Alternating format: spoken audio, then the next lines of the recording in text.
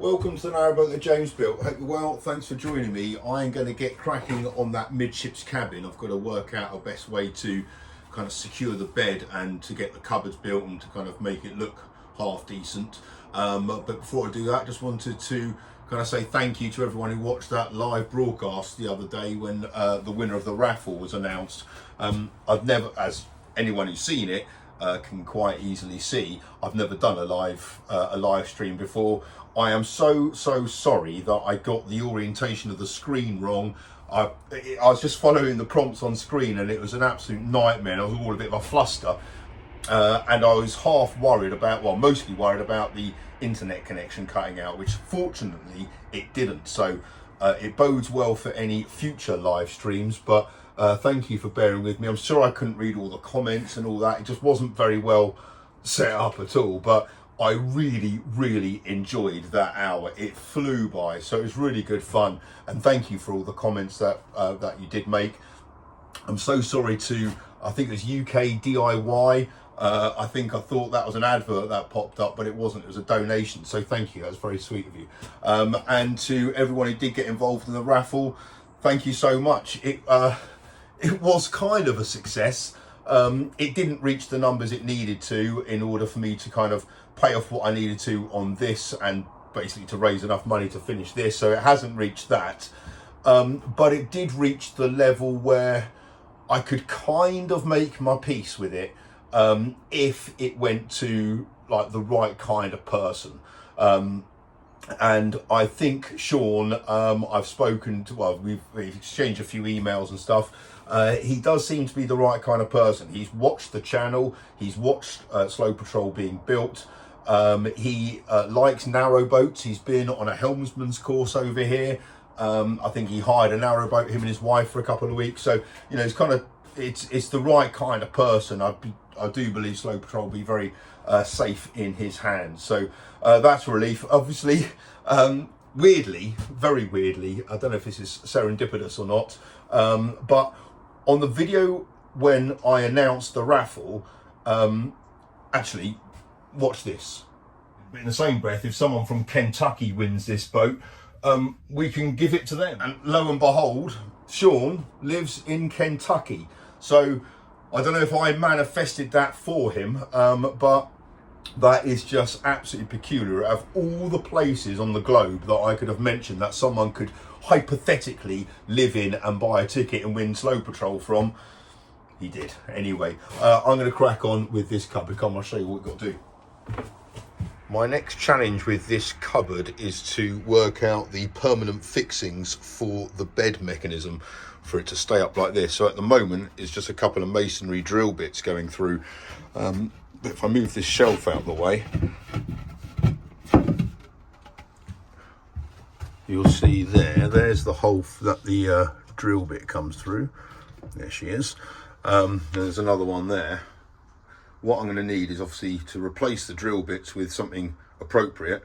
What I wanted was like a gate bolt that I had like a couple of grooves in the shelf that I could kind of move it in and out freely, goes through into there when I'm not using it, pull it back and it rests nice and flush within the shelf, which means routing out a little bit for it to go in the shelf. But yeah, I might have to make the holes bigger, but I've got to get some bolts or gate bolts or something like that. Never seen the canal this full. Slow Patrol is, well, all the towpath around Slow Patrol is completely covered in water, so you can't see where the canal is now. So we just come down to the lock here to let some water through.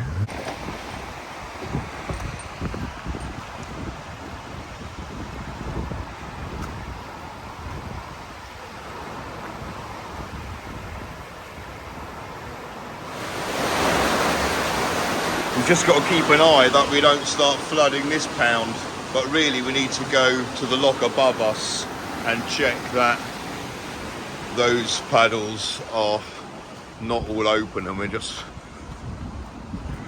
going to lose a lot of water, so we're going to have to go upstream and check the next lock up.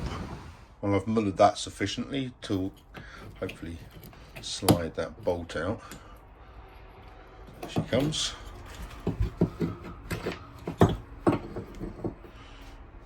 should be perfect. And indeed she will be perfect.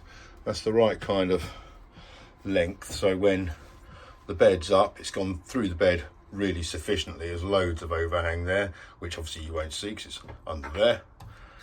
And when it's retracted, all I've got to do is have a little channel in this for those little two positions to be in. So like the retracted position and then the in use position. I've got to do the same at the back as well. Excellent, I didn't have to do anything. That fits in perfectly. So it's a nice snug fit there going through that. Like a very snug fit, so that's not really going to budge much. Happy days. Now I need to route out this little channel to take in the two settings for that. A little area so I can kind of get my fat finger in and pluck it out. Okay, I've routed out those two channels, but I've got a problem. It lines up nicely with the hole, but if I was to get that in, then basically I'm going to have to extend that hole out to here, which is just going to look rubbish. I mean, that already on a shelf is going to look a bit rubbish. So, and I can't really get it in, yeah, without like excavating more. And I could put maybe a stopper in it with sapele, but then I don't know. So I'm now having to think of a different way of doing it. I didn't envisage that I wouldn't be able to get these kind of through without making that channel that long. Right, my next plan is to use a piece of 5.5, 6mm ply, which sits underneath where the bolts go through.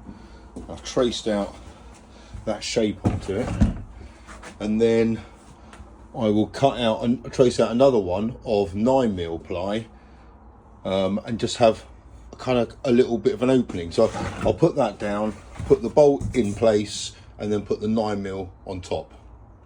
I'm hoping that might work, and then hopefully the only thing exposed will be that little bit there. I've got my two bolts aligned and they go through the bed.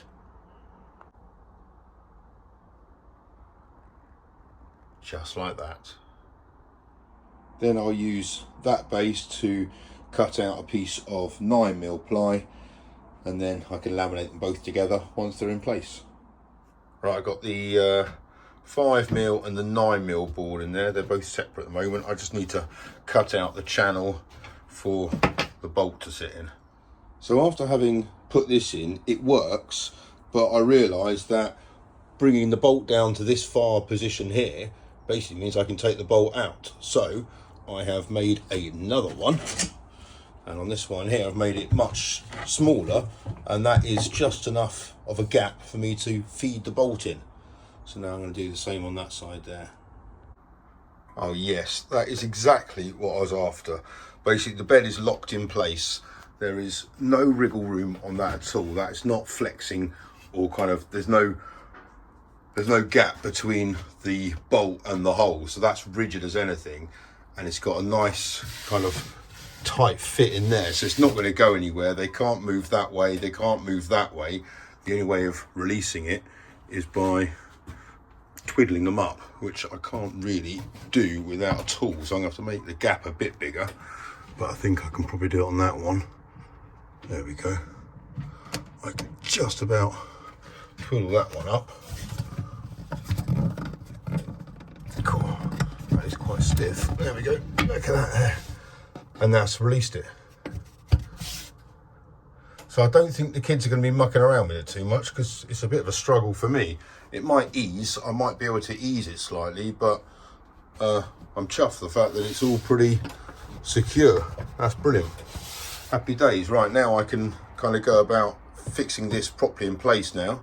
The only bolt that comes out is this front one, and then I can all start laminating it together and make it look nice.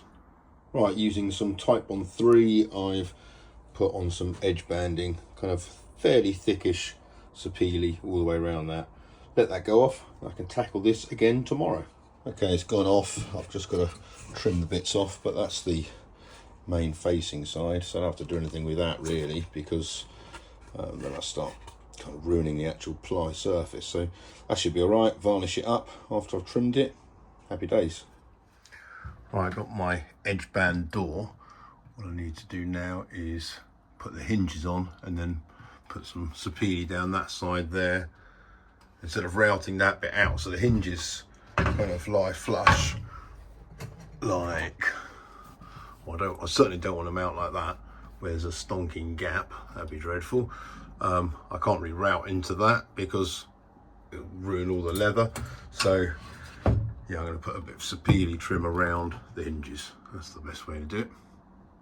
That's one hinge on. I've just had to use the multi-tool to get rid of a little bit of sapele trim, and I'll put the other hinge on. Right, now I've got the door to hang. I've got to work out the position of this shelf. I think it should be so when the door's closed, you can't see anything. So when the door's closed like that, I'll illuminate that shelf, so then the bottom of it will be flush with that. That'd be quite nice. And I'm just going to put that bit of trim on those sides there where the hinges are, but otherwise that works quite nicely. Yeah, let's cut this shelf down. Right, I've got this shelf here with some edge banding on it. Now I'm going to put that light on the underneath of it. Right, time to get that bit of trim on there, and I'll use the mitre bond, so the CA and the activator. Oh yes. Right, I now need to make the inside of the cupboard all kind of nice and pretty, so that when you can see it, you can't see any of that kind of stuff there. So I think I've started it, I've put some leather on that bit of CLS, and I need to use some contact adhesive, get rid of that bit. I'm going to have to make that bit all nice, all round here. I've got quite a lot to do, and then some sapele around there.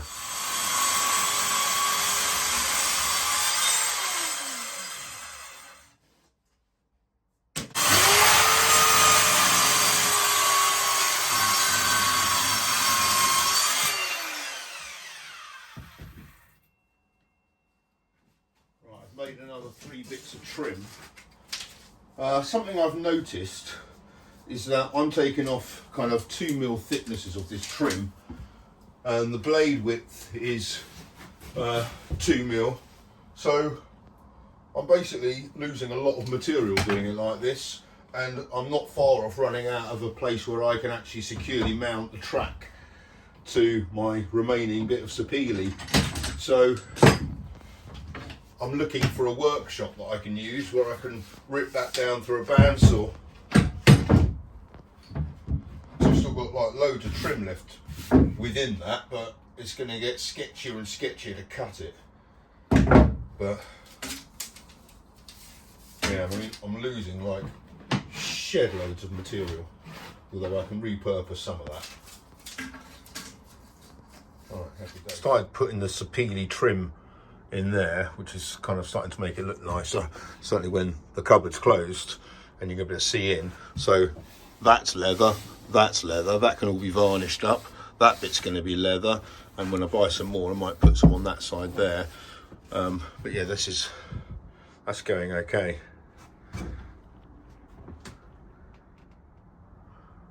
That's it with the light off, and this is it with the light on. I think it's all right. I'm quite happy with it. Obviously on the inside I need to put some trim on to stop that light bleeding through, but it does feel really nice with that leather on the inside. I've still got to tidy up some of the trim because where the glue's gone on it, it's kind of scuffed it up a bit, so I need to sand it back and then fill some bits in. But yeah, this is decent. Still got quite a lot more leatherette to buy. Put some kind of clasp on to stop that opening. I don't know what I'm going to do with handles yet.